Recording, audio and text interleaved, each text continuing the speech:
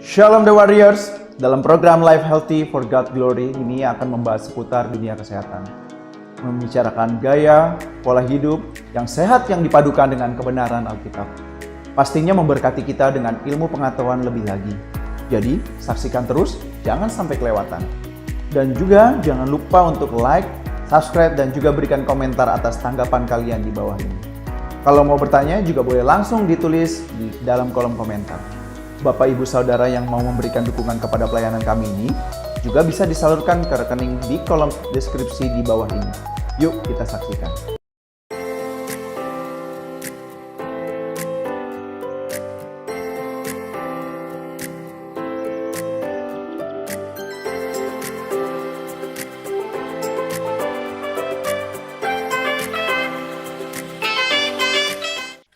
Oke, shalom Pak Jimmy, shalom Bu Rory.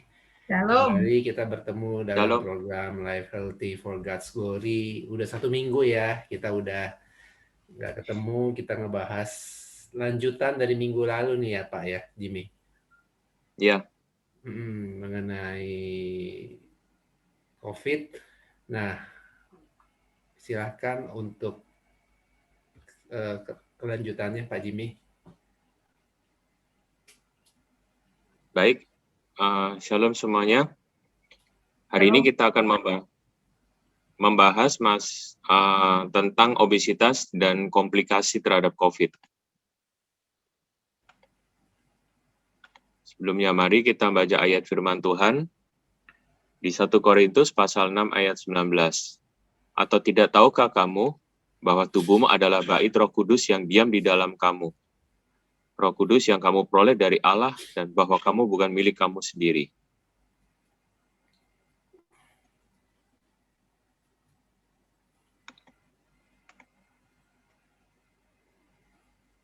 Baik saudara, hari ini kita akan membahas lebih dalam apa hubungannya obesitas dan komplikasi dari infeksi COVID-19. Kenapa obesitas itu berpengaruh lebih parah terhadap infeksi COVID-19?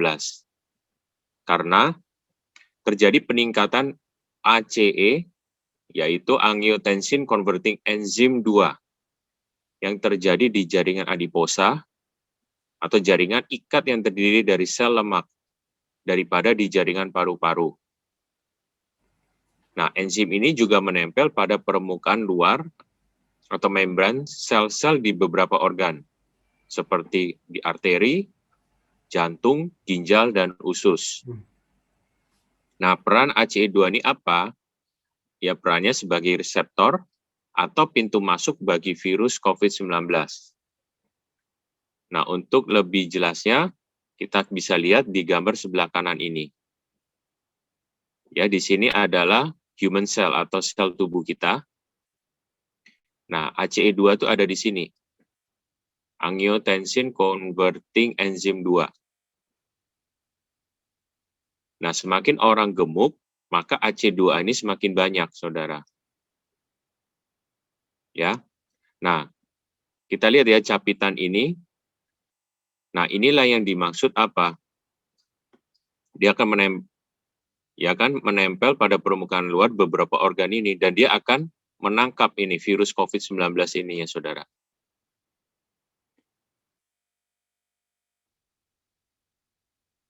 Paham ya?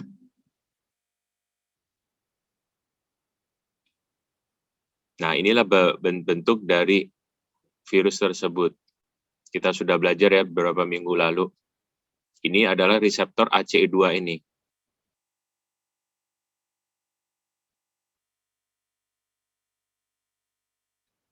Nah, ini saudara. Jadi bentuk kantong yang berlekuk yang tadi ya kita lihat pada asam amino ACE2 ini dapat membuat virus corona menempel.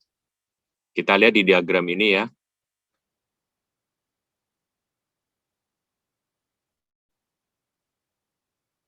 Nah, maka virus masuk ke dalam tubuh manusia melalui ACE2 dan membajak protein sel untuk memperbanyak diri.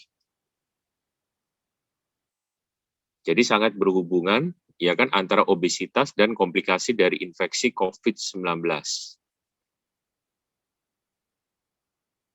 Nah, selain orang gemuk, apalagi orang yang suka merokok. Nah, kita sering dengar ya dulu orang bilang, oh, COVID-19 bisa dibasmi dengan apa? Dengan asap rokok dan sebagainya. Itu mitos, saudara. Sama sekali tidak benar itu. Bahkan penelitian sudah membuktikan, ya kan, waktu di Cina, bahwa orang yang lebih suka merokok itu lebih mudah terkena COVID-19. Makanya kenapa pria lebih terpapar lebih banyak daripada wanita. Oh, Itu salah satu bukti saja. Nah, terus contoh lain apa? Orang yang suka minum minuman beralkohol. Itu juga sama. Dan itu kan lemah sudah ya, Ya, Bu? lemah ya maksudnya Pak ya? Iya. Makanya itu kan sudah terbukti di ayat firman Tuhan kan. Kalau kita merusak tubuh kita, Iya, maka penyakit akan mudah datang kan. masuk ya. Itu sudah jelas. Firman Tuhan tidak bisa terbantahkan.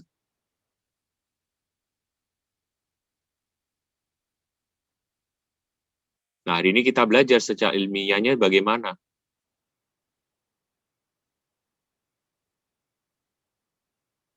Jadi gitu, saudara. Ada Ya, mau Pak ditanyakan?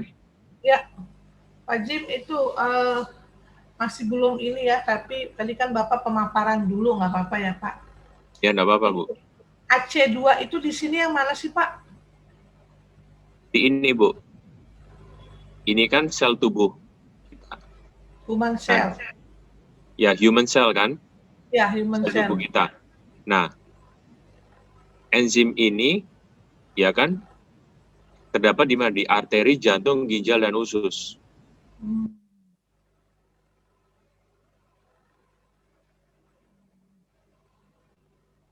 Ya, paham ya, Bu ya?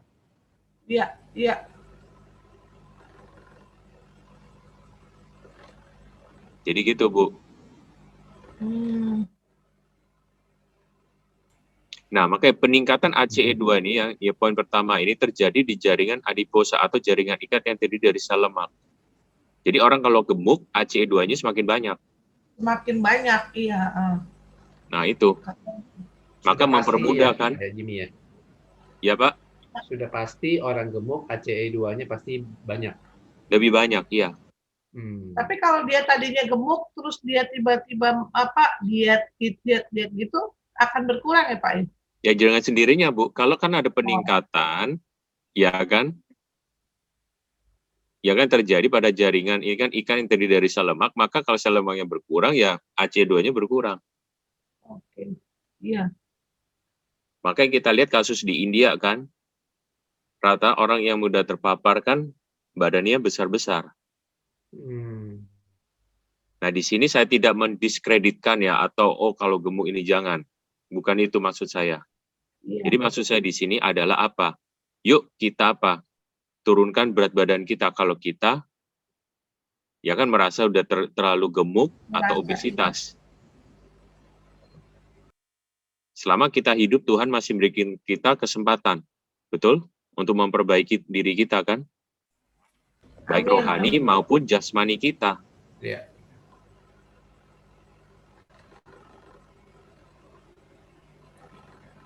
Jadi begitu. Pak Jimmy. Ya. Berarti boleh dikatakan untuk orang yang mengalami obesitas, berarti kalau jika terpapar COVID, sudah otomatis lebih parah dibanding dengan orang yang tidak obesitas ya Pak ya? Itu udah pasti. Jadi begini, tergantung juga dari penyakit bawaan atau komorbid yang kita belajar minggu lalu. Anggap komorbid nggak ada, Pak? Semua tidak ada, semua baik. Nah, biasanya lebih parah. Jelas. Karena apa? Buktinya kan ini. Kinerja dari ACE2 ini. Bukannya kalau parah lebih ditentukan oleh imun tubuh ya Pak ya? Itu juga ada pengaruh. Makanya kalau kita mempelajari tubuh kita, itu tidak bisa berdiri sendiri Pak Les. Oke. Karena semua berkaitan. Jadi kalau imun tubuhnya baik, dia obesitas, kena terpapar COVID, ya enggak. Tidak separah kalau imunnya tidak prima, gitu aja bedanya. Oke. Tapi alangkah baiknya kalau imun tubuhnya bagus, Ya. kuat, ya kan? Hmm. Terus orangnya nggak gemuk. Oke. Makanya kita bisa lihat kan salah satu contoh, ini tidak selalu 100% ya.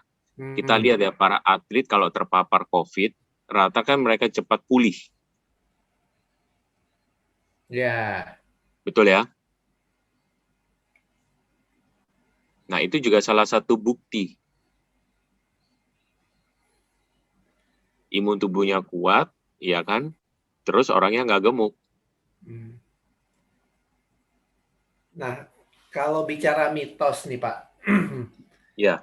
Kalau tadi kan Bapak bicara ada kalau orang yang perokok, ya virus COVID yang nggak suka dengan orang yang perokok begitu kan. Kan Ya. tadi Bapak bilang kan itu mitos. Bagaimana dengan golongan darah Pak? Katanya kan sekarang itu kan banyak nih yang beredar bahwa golongan darah O itu lebih aman daripada golongan yang lain gitu loh. Golongan darah A itu malah lebih rentan untuk terkena COVID. Dan lebih kalau andai kata udah terpapar golongan darah A tuh, aduh, bisa mengalami sesuatu yang parah. Nah, itu gimana tuh Pak tanggapannya? Kalau tentang golongan darah, saya kurang setuju, kurang sepakat ya. Kenapa? Karena satu, pembelajaran yang mereka teliti itu tidak luas.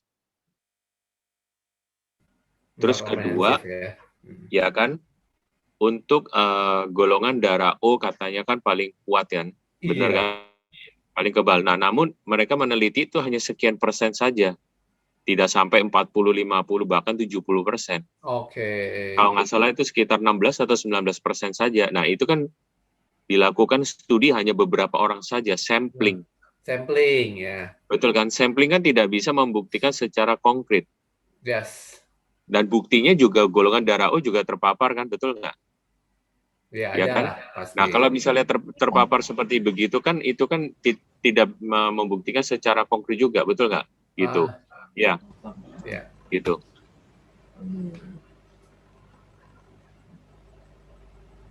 Oke. Paham ya? Peran AC2 itu sebagai pintu masuk bagi virus COVID-19. Itu tadi ya Pak ya? Ya. Dengan banyaknya itu AC itu semakin lebih membuat gerbang yang baik untuk masuknya COVID gitu kan Pak ya? Iya. Berarti di sini kalau dalam masa-masa COVID sih sarannya jangan sampai obesitas ya Pak ya, atau kegemukan gitu ya? Iya, kalau bisa kan tubuh kita fit, baik itu COVID atau tidak kan? Iya. Karena kan orang gemuk kan juga mudah sakit, betul nggak? Terus jantung juga bekerja lebih berat.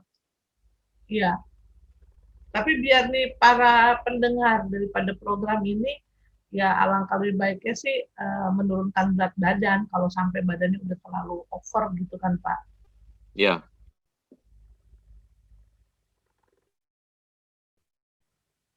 Soalnya semakin tadi dibilang AC-nya itu mengalami peningkatan, ya kan Pak? Ya. Ya, lanjut Pak, silakan Pak. Nah, setelah virus itu membajak dan memperbanyak diri atau mereplikasi, nah itulah mereka mulai menginfeksi tubuh. Makanya orang kalau terpapar COVID tidak langsung di hari itu mereka langsung mengalami gejala. Iya. Nah, di poin berikutnya ini yang penting ini, semakin banyak jaringan adiposa, maka memiliki lebih banyak pintu masuk, betul nggak? Iya, itu dia tadi. Ya kan, jaringan ikat lemak itu kan? Iya. Nah, di sana virus menyerang lebih banyak sel dan akhirnya apa? Merusaknya. Jadi kalau sampai yang parah-parah itu berarti virus itu menyerangnya sudah lebih banyak ya Pak ya? Iya, mereka mereplikasinya jauh lebih banyak. Makanya gejalanya kan lebih parah. Iya, Pak, ini ngomong-ngomong kemarin tuh tentang meninggalnya apa yang pendeta Raditya ya Pak ya. Ya, Dia itu kan sebenarnya sudah dinyatakan negatif dari COVID. hmm, Nah, tapi dia tetap akhirnya memang dia itu kan dengar sih ada bawaan dari pernapasan gitu ya Pak ya. Padahal ya. COVID sudah tidak gitu ya. Tapi justru malah sudah membuat penyakit lamanya tuh jadi aktif kembali gitu atau bagaimana ya Pak ya? Jadi gini, kalau yang Aditya Olan itu, yang saya lihat ya di berita itu, dia kan sudah dinyatakan negatif. Nah, namun Iya. ada satu yang namanya badai sitokin. Badai Sitokin. sitokin. Sitokin storm namanya. Iya. Nah, itu berbeda lah dengan ini ACE2 ini. Jadi gitu Bu Roli. Itu nanti kita akan bahas lebih lanjut ya tentang sitokin. Oh, ini jadi beda ya Pak ya. Saya pikir Beda-beda. Gara-gara ini dulu nih, gara-gara AC2 ini yang banyak, sehingga dia bisa masuk lebih luas walaupun dia memang sudah negatif, masih tertinggal gitu loh Pak. Jadi gitu Bu Roli. Beda ya Pak ya? Beda-beda. Pak, saya mau nanya, kalau yang dibilang orang itu COVID-nya sudah negatif ya Pak, sudah negatif gitu Pak ya, itu berarti si COVID itu dalam tubuhnya itu sudah mati gitu Pak? Sudah bukan mati, jadi sudah dipegang kendali oleh imun tubuh itu. Oh, berarti ketika nanti misalnya suatu saat imunnya turun benar-benar dia bisa muncul kembali dong Pak? Kemungkinan bisa. Makanya salah satu contoh kan gini ya, salah satu contoh vaksinasi, betul ya? Iya. Nah, vaksinasi itu kan juga ada namanya periode di mana kita harus memvaksin kembali, betul kan? Iya.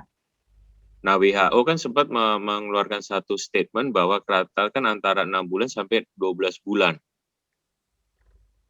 vaksin itu bekerja. Nah, itu juga sama. Ketika orang itu sudah dengan negatif, bukan virus itu otomatis 100% mati dalam tubuh. Nah, yang saya mau tanya lagi, kalau misalnya dia itu kan dia sudah negatif nih Pak ya, tapi dia sebenarnya sudah tinggal dalam tubuh kita gitu ya Pak ya? Iya, pasti dong Bu.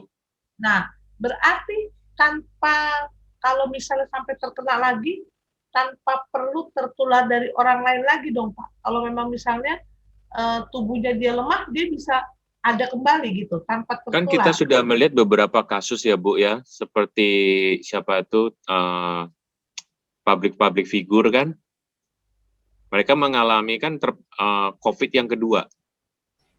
Iya. Ya saya nggak sebutkan namanya ya, tapi kan kita sudah tahu di berita itu kan. Nah itu kan juga menjadi salah satu contoh. Ketika imun tubuh kita itu turun, kemungkinan besar bisa kambuh. Saya beri salah satu contoh ya, virus yang lain, yaitu apa? Virus malaria. Orang kalau sudah terpapar virus malaria kan tidak bisa sembuh total, betul kan? Iya. Kadang bisa kambuh kan? Iya. Ya itu Bu. Oh, berarti kalau yang terkena berikutnya itu belum tentu hasil daripada hubungan dengan orang lain ya Pak ya. Tapi, kalau orang itu sudah pernah terpapar. Kalau orang itu sudah pernah terpapar. Ya bisa saja Bu, bisa terpapar oleh orang lagi atau bisa mungkin dia kambuh lagi. Oh, itu dia Pak. Jadi kuncinya gini, supaya saudara semua tidak bingung atau khawatir. Yang penting ini, satu, kalau bisa kita jangan sampai terpapar. Ya. Itu langkah yang terbaik, yaitu kita terhindar dari virus. Jelas ya, kalau kita terhindar kan tubuh kita tidak mengandung virus kan. Nah, kalau misalnya kita terpapar pun, usahakan imun tubuh kita itu kuat, supaya apa? Dia bisa melawan. Hmm. Ya kan, ketika sudah dinyatakan negatif, usahakanlah imun tubuh kita itu selalu prima.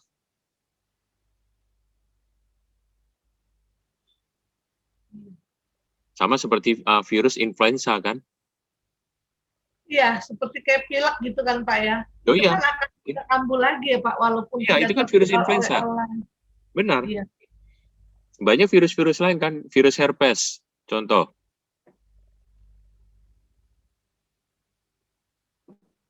Ya kan? Terus iya, demam berdarah.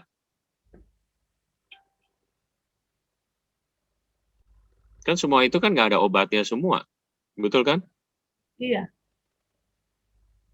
Hanya imun tubuh kita ini yang bisa melawannya. Makanya kenapa, ya kan? Saya selalu sarankan, usahakanlah tubuh kita itu selalu fit. iya. Apalagi yang udah pada usia ya Pak ya. Jelas, Iya. jelas Bu. Oke Pak, itu saya lihat gambar ini, yang gambar yang tampil ini Pak. Itu saya mau menandakan apa sih Pak itu Pak? Ya inilah Bu, ya, ini menandakan bahwa virus itu akan bereplikasi dan dia menyerang bukan saja di satu bagian. Oh, Makanya virus menyerang lebih banyak sel dan merusaknya.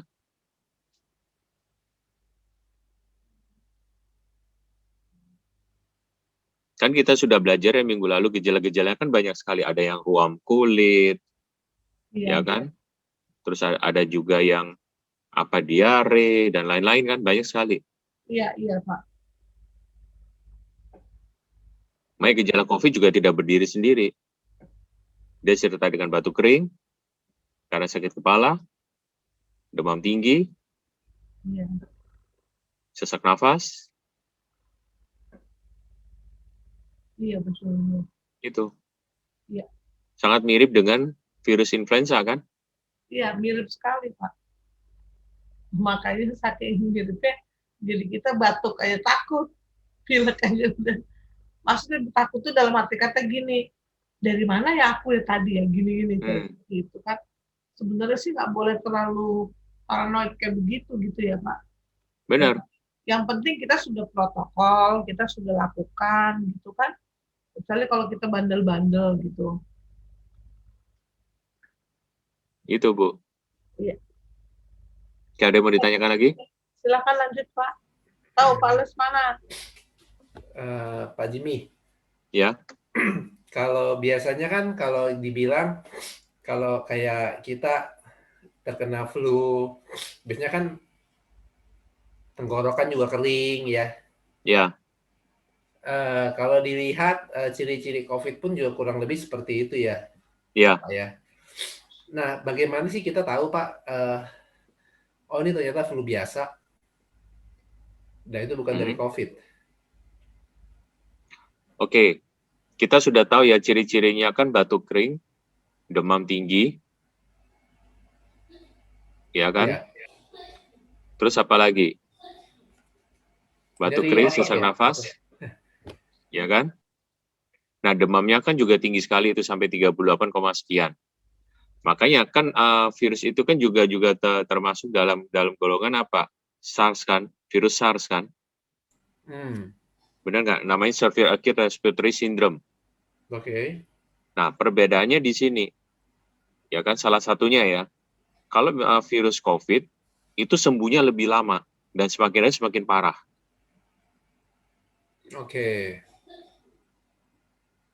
Nah, apalagi kita sudah mengalami namanya sakit flu kan kita bisa tahu.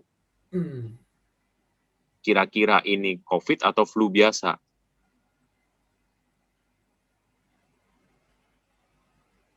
Betul kan? Oke. Iya, udah bisa mendeteksi sendiri ya Pak? Iya, kita bisa mendeteksi sendiri kan? Nah, namun untuk lebih amannya, ya kita melakukan swab test. Ya.